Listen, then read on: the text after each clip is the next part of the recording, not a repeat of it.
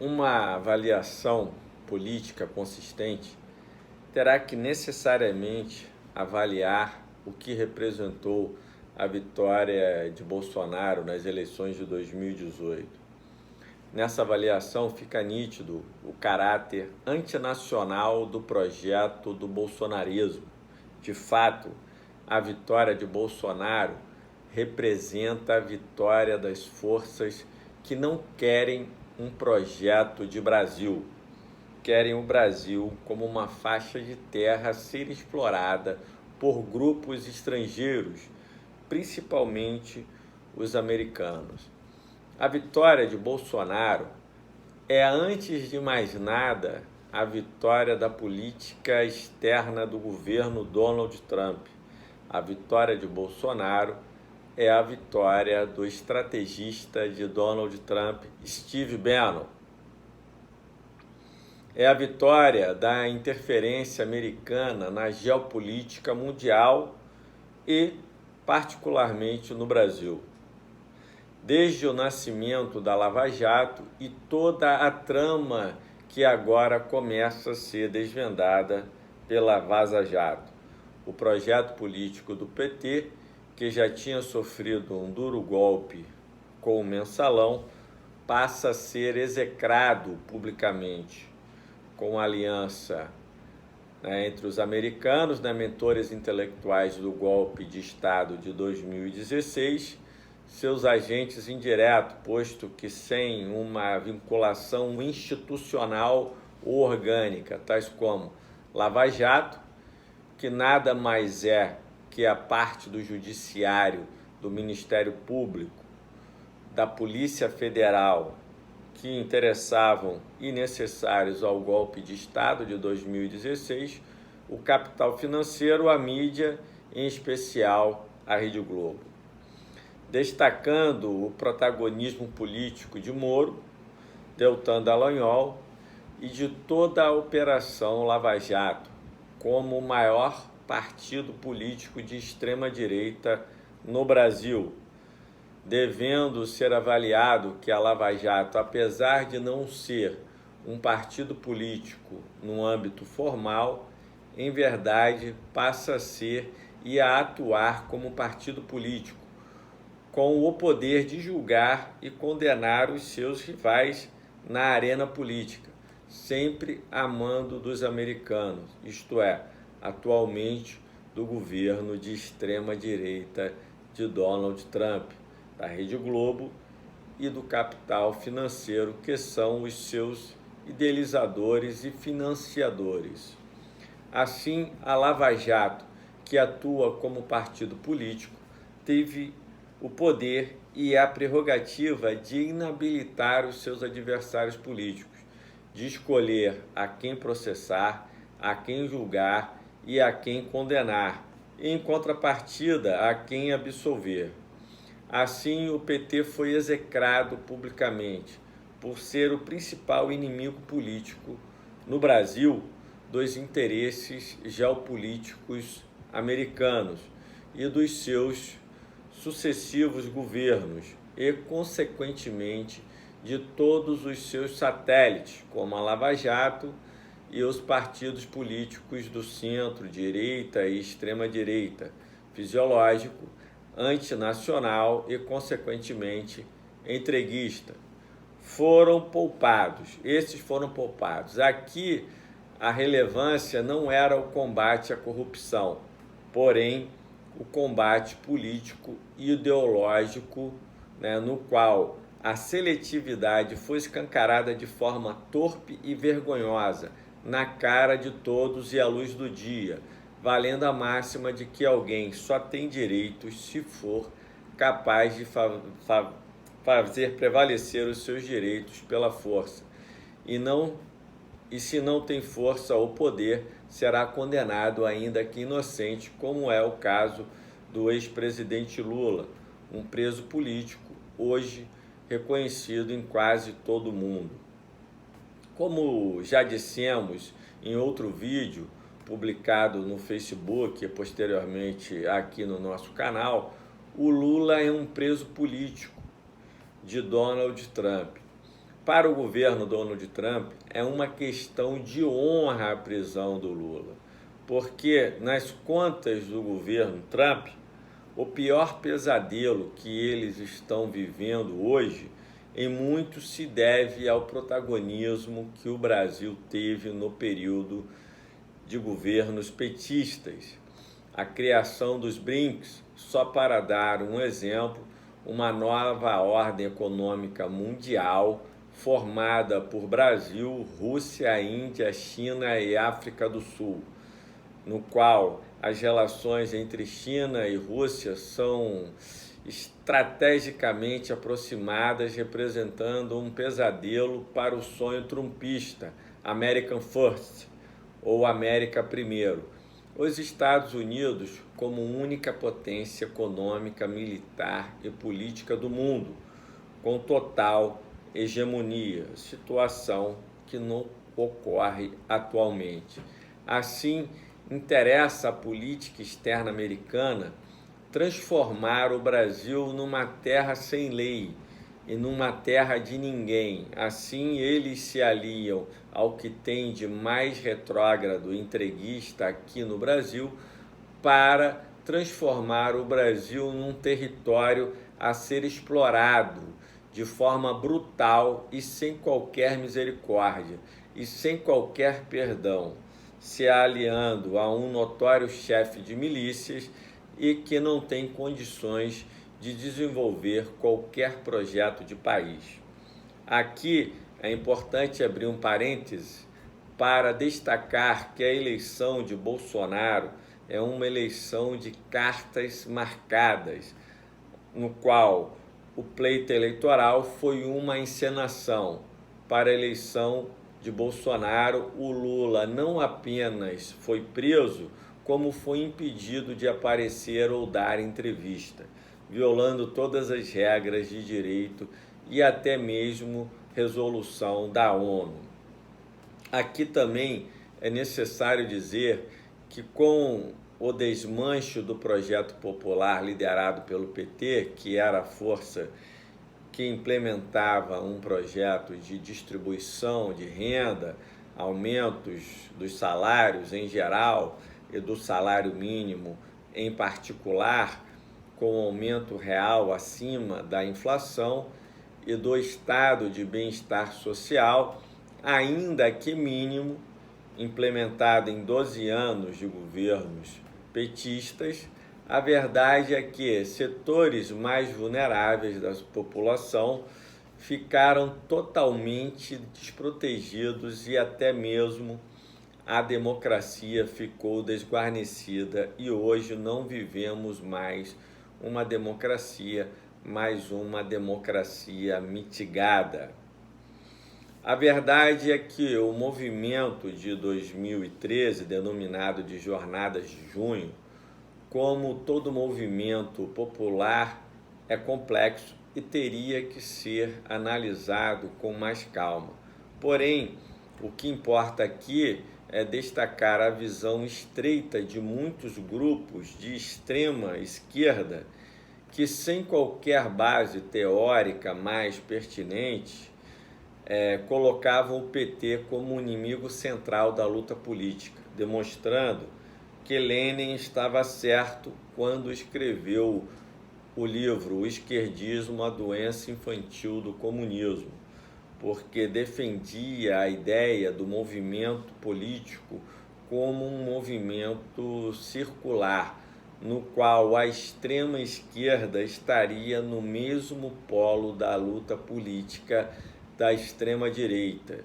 o que se confirma porque para a extrema direita o inimigo principal a ser batido era o PT e para a extrema esquerda o inimigo principal também seria o PT. Assim, na prática, tanto extrema esquerda como extrema direita estariam no mesmo campo da luta política. Assim, o desmonte do PT como força política relevante na sociedade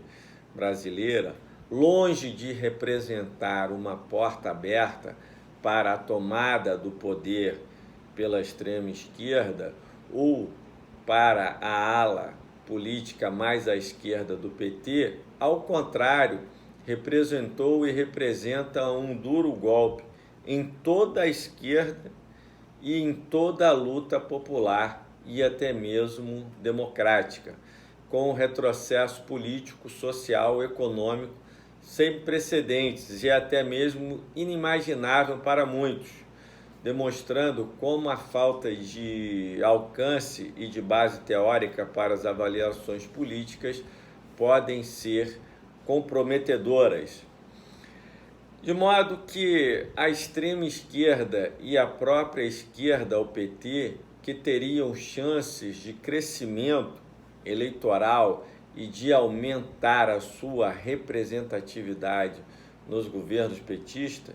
com fortes possibilidades de crescimento na sua representatividade social, com a derrocada dos governos petistas e do PT como força política expressiva na sociedade brasileira, longe de conquistarem o poder como imaginavam em delírio de avaliação política, encolhem consideravelmente e algumas forças políticas de extrema esquerda retornam ao gueto que se originaram e do qual jamais sairão. Voltando ao governo Bolsonaro, ao contrário do que tem se alardeado por aí, o governo Bolsonaro caminha como planejado e as reformas econômicas caminham para onde sempre foram direcionadas, de forma simplista, para os ricos ficarem mais ricos e os pobres mais pobres, numa velocidade assustadora que sequer ocorreu nos tempos de ditadura militar. Assim, o projeto é de inviabilização do Brasil como nação soberana e que ocorra a entrega de todas as riquezas, incluindo as riquezas naturais, como petróleo, minérios, água, etc., como as empresas estatais mais lucrativas e rentáveis. O predomínio do poder político e econômico do sistema financeiro como poder político e econômico hegemônico, aí se inserindo tanto o capital financeiro nacional como o internacional, leia-se uma meia dúzia de banqueiros, porque alguns poucos banqueiros, ainda que nacionais, sem menores escrúpulos, sem qualquer projeto de nação, são muito mais fáceis de serem controlados e dominados, até porque podem ser facilmente chantageados, como foram e são alguns dos integrantes da nossa elite de agentes políticos, seja o judiciário, legislativo e executivo, e os que não podem ser chantageados são presos, como no caso do ex-presidente Lula, ou mortos, como foi o caso do ministro Teori Zavascki. Assim, o Brasil é um exemplo de aristocracia no qual 46 bilionários mandam em tudo, só que esses bilionários não pretendem mandar ou governar visando um projeto nacional, porque não existe projeto de país nas elites econômicas brasileiras. Ao contrário, eles não têm qualquer apreço pelo Brasil e pelo seu povo, até porque a maioria nem aqui mora e quando mora anda de carro blindado, com segurança, jatinhos, helicópteros, passam finais de semana fora do país ou temporadas inteiras. Muitos filhos já estudam fora do Brasil, etc. Assim, o povo brasileiro, além de irrelevante, não tem a menor importância. É isso o que realmente pensam as elites econômicas brasileiras. Para os bilionários brasileiros que se aliaram de maneira uníssona ao golpe de Estado de 2016, tramado e fomentado pela direita americana, seja aquela no Partido Democrata ou a extrema-direita do Partido Republicano, a única coisa que interessa são ganhos altos e rápidos. Fazendo uma analogia, pensam e agem como uma ave de rapina que abateu uma presa muito grande e que não vão conseguir carregar essa presa para o ninho. Aí essas aves de rapina arrancam os maiores nacos de carne possível e na maior velocidade possível para levantar em voo totalmente abastecidas, e essa presa muito grande e abatida é o Brasil. As questões a se indagar é por que os Estados Unidos conseguiram manipular tão escancaradamente todo o processo político no Brasil, a ponto de estar comandando setores do governo e da administração pública, e bem assim amplos setores dos poderes executivo, legislativo e judiciário. Outra questão a ser respondida: como a sociedade civil aceita tão passivamente o aparelhamento de parte do Judiciário, do Ministério Público, da Polícia Federal para um projeto escancaradamente político-partidário a pretexto de um combate à corrupção. Outra questão a ser respondida é por que amplos setores da sociedade civil compreendem a necessidade de se combater a corrupção, porém não entende como corrupção o aparelhamento pelo servidor público do cargo público que ocupa para atender a interesses políticos e partidários. Precisamos compreender também por que amplos setores da sociedade civil que não tinham nada a ganhar com o golpe de Estado de 2016 e mesmo assim saíram às ruas para piorarem a sua condição de vida. Não podemos esquecer de como a mídia, empresarial consegue, com certa facilidade, manipular a cabeça do cidadão mediano brasileiro para que o brasileiro seja aquele que mais fala mal do Brasil e dos brasileiros, e como essa mentalidade e esse complexo de vira-lata, de ódio ao Brasil, foi capaz de fomentar a Lava Jato, um autêntico projeto político e econômico de destruição nacional, e como essa ideologia também é capaz de causar verdadeira paralisia na sociedade brasileira, que assiste passiva à entrega das suas principais riquezas e empresas nacionais, como o pré-sal, Embraer, etc.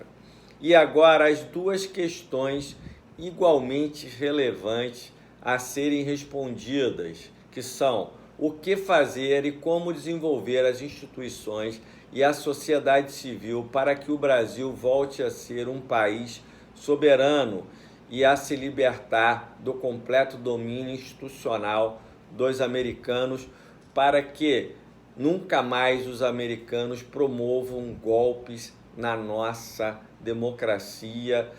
e vulnerem a nossa soberania. Como aperfeiçoar as nossas instituições democráticas para acabar com a Lava Jato, que nada mais é que o maior partido político de extrema-direita no Brasil, acabar com o aparelhamento dos órgãos e cargos públicos de modo a combater a corrupção